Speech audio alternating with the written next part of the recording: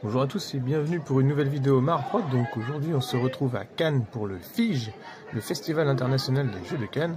Et donc dans le pilet du festival même, vous voyez derrière moi la queue pour l'entrée pour le festival. Et donc l'idée va être de vous montrer au gré de mes balades tout ce que j'ai pu y rencontrer en termes de jeux de figurines tout au long de mon séjour. Alors juste pour resituer un petit peu l'événement, on est sur un très gros événement, le plus gros de France au niveau des jeux de société. Pour 80 000 entrées au niveau des spectateurs, il y a plus de 5 000 professionnels et 300 stands. Donc 300 stands avec 300 auteurs, un peu plus de 300 à 400 auteurs et éditeurs de jeux. On a 4 nuits du off où il y a plus de 6 000 participants. Et puis sur l'ensemble de ce palais du festival, il y a 17 000 m² d'exposition ouverts au public. Donc ça c'est sans compter les stands qui sont uniquement disponibles aux professionnels. Là vous voyez que je déambule dans les couloirs et on va voir ensemble tout ce que j'ai pu y dénicher. Donc j'avais déjà fait un petit live en arrivant au festival que vous pouvez retrouver sur la chaîne, et l'idée donc c'est de traquer les figurines au sein des jeux de société à l'intérieur du festival des jeux de Cannes. Alors le FIGE en premier lieu, c'est la fête des jeux de société, avec la remise des As d'or, qui sont des labels pour les meilleurs jeux de l'année de leur catégorie. Et cette année, pour la 33e édition, il y avait une nouvelle catégorie qui faisait son apparition, c'est la catégorie initiée, qui en gros s'adressait à un public habitué à jouer et se tournant vers des jeux avec des mécanismes un peu plus fouillés. Donc dans la catégorie initiée, il y avait Living Forest en compétition, All Tree, et puis Nouvelle Contrée. Ensuite, dans la catégorie jeu de l'année, donc c'est plus ou moins la catégorie famille, il y avait Seven Wonders Architect, Carte Aventura et Happy City. Et puis ensuite, dans la catégorie enfant, il y avait donc Attrape Monstre, Bubble Story et Pimpon. Et la catégorie expert, vous voyez concourir Dune Imperium, Iki et les ruines perdues de Narak. Et en gros, donc pour le jeu de l'année, c'est Seven Wonders Architect qui a remporté la catégorie. La catégorie enfant, c'est Bubble Story qui s'en est sorti. Initié, c'est Living Forest. Et expert, c'est Dune Imperium. Voilà. Côté figurines, on commencera avec Malia, donc que vous devez déjà connaître si vous avez suivi la chaîne. Moi, je l'avais découvert il y a 2 ans lors de l'Octogone, et depuis le jeu a été récupéré par l'éditeur La Boîte de Jeu, avec plein de changements programmés, notamment dans le matériel de jeu et les figurines, et c'est donc en Kickstarter bientôt le 15 mars, donc c'est à noter. C'est un jeu hyper complet, hyper fun, avec ce qu'on appelle le Smart Event System, qui vous permet donc d'évoluer dans un monde avec un petit peu d'aléatoire, du land crawler, du dungeon crawler, de l'infiltration, des combats, une grosse partie GDR, bref, voilà pour Malia à noter dans vos agendas le 15 mars en Kickstarter. Après, il y avait également Mythic Games, alors un gros stand pour Mythic Games au niveau figurines, avec des jeux comme Six Siege, Darkest Donjon, Super Fantasy Brawl, Solomon Kane, mais surtout la prochaine nouveauté, donc Anastir, également bientôt en Kickstarter. Donc Anastir, ça sera un univers Heroic Fantasy dans le passé de la Terre, très à la mode Conan, et donc l'idée c'est du bon vieux beat'em up où vos héros vont partir en quête en battant tout ce qu'ils croisent. Donc c'est un jeu un peu bourrin, vous allez croiser plein de PNJ qu'il va falloir défoncer, mais petite particularité originale, vous pourrez dompter des montures, des créatures que vous croiserez, et avec un système d'aimant intégré aux figurines, vous allez réellement pouvoir monter vos figurines sur ces différentes créatures. Donc voilà, à noter également le Kickstarter Anastir par Mythic Game bientôt. Plein de jolies figurines dans une boîte de jeu complète à dégoter sur internet. Et j'ai vu du DBZ, si, du Dragon Ball Z, donc avec la boîte Dragon Ball Z Duel Battle Saiyan chez Yoka Baitsune, l'éditeur. Donc bientôt une boîte de 10 figurines autour d'un jeu de combat qui sent bon le Club Dorothée. Et donc il y avait aussi du Conquest de chez Parabellum. Donc là, je vous prépare une petite vidéo là-dessus parce que je suis tombé amoureux de certaines des figurines qui sont juste folles, des gros dinos avec des plumes et tout, dans un univers très particulier. Et donc il paraît même qu'en plus le jeu est très bon. Donc bientôt une figurine sur la chaîne autour de Conquest. Ça va envoyer du lourd. On avait aussi Esoterra avec la figurine de Shanatek de chez Daedalus Édition. Et donc là pareil, prochaine vidéo autour de la chaîne, enfin sur la chaîne, parce que on va parler de nouveaux procédés de production de figurines qui arrivent sur le marché. Et donc vous allez bientôt avoir entre les mains un nouveau type de résine plastique. dont je vais vous faire la review sur la chaîne. Et là on est sur Jurassic World par Exode Studio, donc c'est un jeu de combat de figurines en escarmouche avec des scénarios ou en jeu libre. Et puis vous choisissez votre unité et avec votre deck vous affrontez vos adversaires.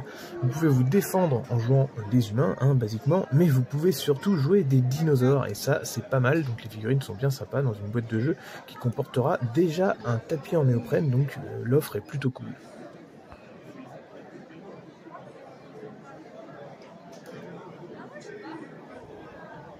Donc voilà, alors j'en oublie plein, je suis certainement passé à côté de plein de choses dans ce festival tellement c'est grand et il y a plein de choses à voir.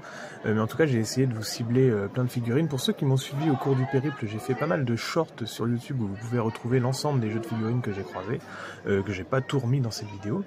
Et pour ceux qui voudraient visiter le festival, alors je vous rappelle que c'est 3 jours presque non-stop de festival, parce que si on compte que ça ouvre à 9h en gros pour le public, 9h, 10h, et qu'ensuite vous pouvez retourner au off, donc finir potentiellement à 3h du mat, ça fait des grosses journées. C'est ouvert au public à partir du vendredi, donc ça fait vendredi, samedi, dimanche, et pour les professionnels, ça ouvre à partir du mercredi.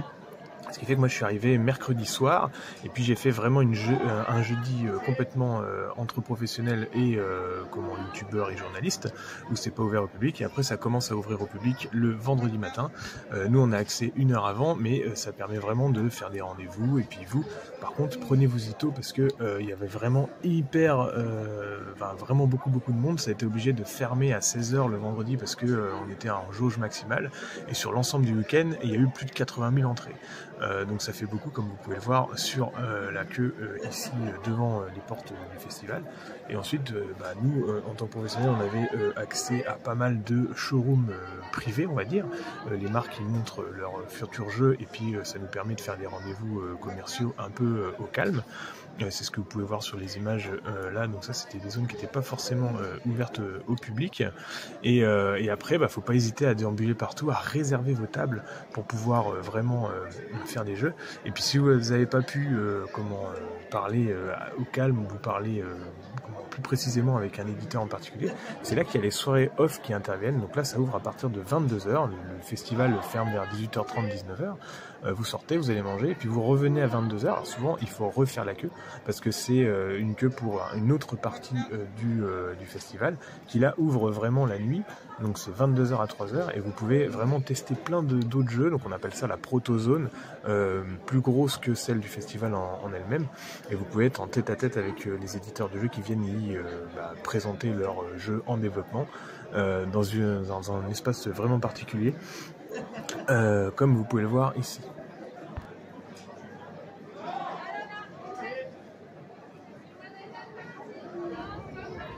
À ce moment-là d'ailleurs, mention spéciale à Obscure War que j'ai pu tester, donc qui était un jeu qui était passé en Kickstarter mais dont le financement avait été abandonné et qui va peut-être bientôt ressortir parce qu'en fait tout le matériel de jeu est déjà prévu est déjà prêt. Donc il y a des superbes figurines, le plateau de jeu est prêt, mais simplement son créateur cherchait un éditeur, et donc j'ai pu jouer à ce jeu-là sur ce genre d'espace. Donc c'était plutôt très intéressant, et je salue son créateur. Sinon pour le reste, moi j'y allais un petit peu pour découvrir l'événement, mais je suis pas énormément jeu de société, donc certaines personnes pourront se demander ce que j'ai fait là-bas. Et j'y allais pour voir un petit peu la figurine, et j'ai pas été déçu du tout parce qu'en fait j'ai également joué à des jeux, donc je conseille à tout le monde de découvrir ce genre d'événement. C'est vrai que c'est potentiellement un peu loin pour ceux qui sont du milieu de la France, au nord de la France, mais c'est vraiment quelque chose qui peut être à prévoir en famille, parce qu'en fait l'entrée du festival est complètement gratuite en fait. Nous on y a accès un petit peu avant pour nos rendez-vous professionnels, mais vous pouvez avoir accès au festival complètement gratuitement si vous faites la queue avec vos enfants. C'est quand même un espace qui est génial pour pouvoir découvrir plein de jeux, que ce soit des jeux qui sont déjà sortis ou des jeux qui vont ensuite sortir sur le marché. Et puis ça peut vous permettre aussi de les tester avant de vous décider à les acheter. Donc n'hésitez pas, franchement je recommande le festival, c'est pour tous les âges et c'est génial.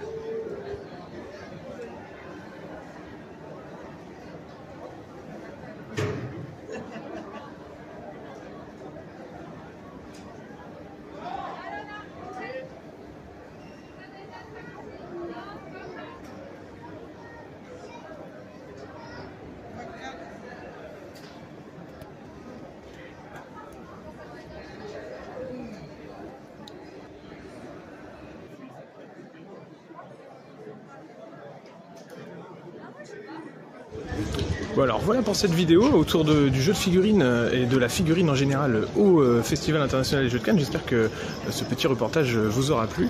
Je vous fais la petite scène de conclusion sur un super panorama. Moi j'ai habité juste dans le yacht qui est là, bien sûr, vous imaginez bien. Non je rigole, j'étais dans une chambre vraiment pourrie.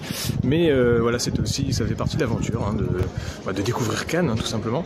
Merci à tous ceux qui m'ont soutenu sur cette vidéo et puis c'est super cool parce que d'être arrivé il y a peu à 5000 abonnés. N'hésitez pas à vous abonner à la chaîne, ça me fait plaisir.